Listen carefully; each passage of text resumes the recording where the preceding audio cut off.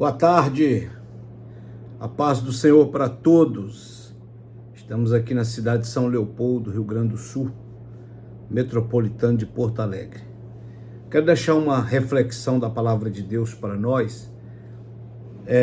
Está no livro de Lucas, capítulo 23, versículo de número 32 ao 43, aonde a palavra de Deus ela diz o seguinte: e também eram levados outros dois, que eram malfeitores, para serem executados com ele.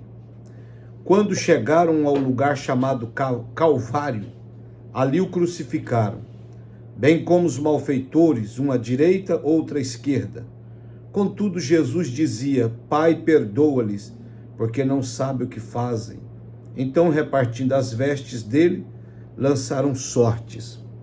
Então, o que eu quero falar é sobre esses dois homens que estavam com o Senhor Jesus lá na cruz do Calvário. Dois homens, dois destinos diferentes. Dois homens, dois pensamentos diferentes. Dois posicionamentos diferentes. Duas formas de enxergar a vida diferente. Jesus foi crucificado no meio. E dos dois malfeitores. Ele está no centro, porque foi julgado como o maior criminoso de todos os tempos lá em Roma. A verdade é que Jesus está no centro, porque sua cruz divide a história, antes e depois. Até as pessoas que não querem crer em Jesus, acreditar em Jesus, quando vão para a faculdade, crendo ou não, tem que estudar antes de Cristo e depois de Cristo. Então a cruz divide a história entre os homens. Um dos ladrões se perdeu, o outro foi salvo. Isso mostra para nós que, por mais perdido que seja o homem, por mais perverso que seja o homem, cruel, se ele arrepender de verdade, confessar os seus pecados e deixar, o perdão de Deus vai abraçá-lo. A graça, o amor, a misericórdia de Deus vai abraçá-lo. E se a pessoa abandonar Jesus, ignorar Jesus, virar as costas para Jesus, ainda que seja o homem mais rico da terra, ele perderá a vida eterna com Deus. Ele perderá a maior oportunidade da sua vida. Então, um se arrependeu, o outro permaneceu impenitente, firme nos seus erros, no seu orgulho, e se perdeu ali. Nós vamos ver aqui um pouco mais sobre esses dois ladrões e o que aconteceu com eles. O ladrão da esquerda e o ladrão da direita. O da esquerda percebeu o que os sacerdotes não percebeu, ou melhor, o da esquerda, ele pereceu. Pereceu por quê?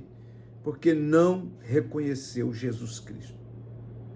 Pereceu por quê? Porque não rendeu-se diante de Jesus Cristo. Não abandonou o seu orgulho, a sua soberba. Ele pereceu. Por quê? Mesmo na hora da morte, continuou rebelde, continuou em desobediência, continuou contra Deus, perdeu a última oportunidade que ele tinha de ser salvo. Ele perdeu a última oportunidade, rejeitou a Cristo ao morrer e não o reconheceu como Salvador. Pelo contrário, a sua fala é a fala de um perdido, arrogante, orgulhoso. Se tu é o Cristo, salva a ti e a gente também. Faz alguma coisa, tu não é o Cristo. Ou seja, além de não reconhecer Jesus como Salvador, libertador, soberbamente o atacou. Mas ele perdeu a maior oportunidade da sua vida, de não reconhecer Jesus como o único e suficiente Salvador da sua alma. Ele não o reconheceu. Então aqui eu aprendo, esse ladrão impenitente é um símbolo dos que, a despeito do que veem e ouvem, rejeitam a salvação. Você que vai ouvir essa pequena reflexão, esse videozinho, é para chegar até o seu coração. Se você não aceitou a Jesus ainda, aceite Jesus Cristo logo. Ele é o único Salvador, não existe outro. Atos capítulo 4, versículo 12, a Bíblia diz que não tem outro nome debaixo do céu que os homens possam ser salvos, a não ser o nome de Jesus. Nós respeitamos vários nomes, mas o nome e a pessoa que gera salvação, paz na sua alma, convicção de vida eterna com Deus, é só o Senhor Jesus. Não tem outro caminho, não tem outra ponte, não tem outro acesso. Só Jesus é o caminho para o céu, para a vida eterna com Deus. Então, se você não se rendeu a Jesus ainda, abra mão do seu orgulho, da sua soberba, se renda a Cristo e o reconheça como Salvador, como libertador, como o abençoador e o provedor da vida, o Criador. Isso te fará bem por toda a eternidade. Se você rejeitá-lo, isso te fará mal por toda a eternidade. E se você está desviado, volte para Jesus logo, meu irmão. O que você está esperando, minha irmã? O que você está esperando, meu irmão? Está esperando morrer? Aí depois que você morrer, não tem mais oportunidade. Hebreus 9, 27. Aos homens está ordenado morrerem uma só vez, depois disso segue-se o juízo. Então o tempo de aceitar Jesus Cristo é hoje, o tempo de consertar a vida é hoje, o tempo de arrepender dos erros e abandoná-los é hoje, o tempo de lançar aos pés de Jesus e servi-lo é hoje, amanhã pode ser muito tarde. Para muitos hoje já foi muito tarde, porque acordaram, comeram, beberam, mas já estão mortos. Não terão mais oportunidade de morar no céu com Deus, aqueles que morreram sem Cristo. O ladrão da direita, a palavra grega lestes indica que ele era violento, que matava para roubar. Ele recebeu a mesma sentença que o da esquerda, estava exposto às mesmas circunstâncias. Disse inicialmente, olha o comportamento diferente, os mesmos insultos contra Jesus. Em Mateus 27, do 40 ao 44. Mas se arrependeu e foi salvo. Então não importa quanto você errou, quanto você pecou, quanto você falhou.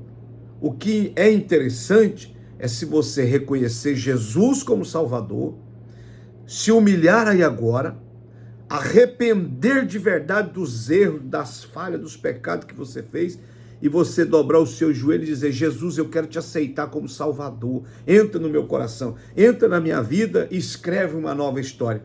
Ele vai escrever, porque ele é perdoador, ele é transformador, ele é libertador, ele é mudador de vidas. A minha foi mudada pelo Senhor Jesus, a minha foi transformada. Eu era perdido sem Cristo, viciado nos vícios desse mundo, cocaína, todo tipo de droga. Jesus transformou-me, me deu uma esposa maravilhosa, 24 anos de casado, um filho maravilhoso, me deu um ministério, uma igreja para pastorear, me deu amigos que servem a Deus, que temem a Deus.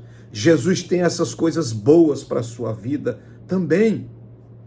Então aquele homem, o da direita, ele também era perverso, mas ele arrependeu e reconheceu Jesus como Salvador. Ele é símbolo dos que se arrependem e recebem a graça da salvação.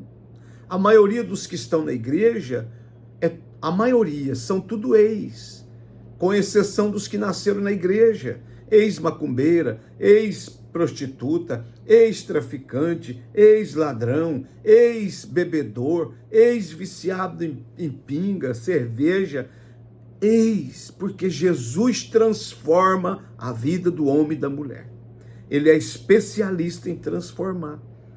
Então, esse homem aqui, ele foi alcançado porque ele se arrependeu e ele reconheceu Jesus Cristo como Salvador e foi perdoado. As palavras doces de Jesus e sua atitude de rogar ao Pai perdão aos seus executores tocaram-lhe o coração. Ele começou falando impropérios a Jesus e terminou quebrantado e arrependido ao lado de Jesus. Quando ele diz, lembra-te de mim quando entrares no teu reino. Jesus diz, hoje mesmo, hoje ainda tu estarás comigo. Hoje ainda tu saberás de onde eu vim, quem eu sou e para onde eu vou. Tu verás a minha glória eterna. E assim aconteceu. Tudo isso por causa de reconhecer Jesus como Salvador, arrepender dos seus pecados e servir a Jesus. É só isso que ele pede de nós. Então ele foi convertido na última hora. Alguém pode ser salvo na última hora? Sim, ele foi. Mas é arriscado. Entrega Jesus agora, sirva Jesus agora com fidelidade. Não deixe para o último segundo da vida, porque alguns vão se perder no último segundo da vida. Então eu deixo essa palavra. John Charles Riley cita 6 passos que o ladrão deu em sua salvação. Primeiro, preocupação com a atitude ímpia de seu companheiro em ultrajar a Cristo. Aquilo causou espanto, ele vendo o companheiro difamar, zombar do próprio Cristo. Segundo, pleno conhecimento do próprio pecado. O ladrão da direita teve pleno conhecimento do próprio pecado. Quando o ser humano consegue isso, ele vai para Jesus, porque só Jesus é perdoador de pecados, é transformador de vidas. Terceiro, confissão sobre a inocência de Cristo. O ladrão da direita diz, rapaz, eu e você estamos aqui porque somos perversos, eu e você estamos aqui porque somos maus, nós matamos, nós roubamos, mas esse que está no meio é justo, ele não deveria estar aqui. Oh, bendito seja Deus. O ladrão viu o que os sacerdotes, o povo de Israel não viu. Viu Jesus como justo, como sacerdote, como pastor, como salvador.